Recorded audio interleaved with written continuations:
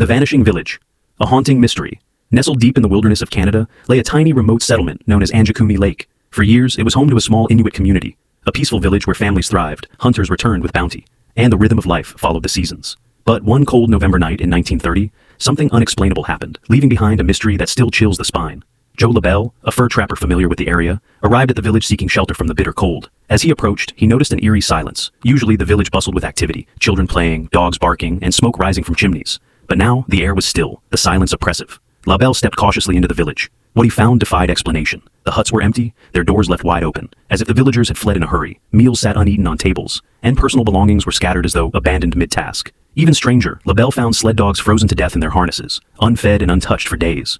Panic began to set in as LaBelle searched every corner of the settlement. There were no signs of a struggle, no blood, no footprints leading away. It was as if the entire population had simply vanished into thin air. Desperate for answers, LaBelle reported the incident to the Royal Canadian Mounted Police, RCMP. When investigators arrived, they uncovered even more unsettling details.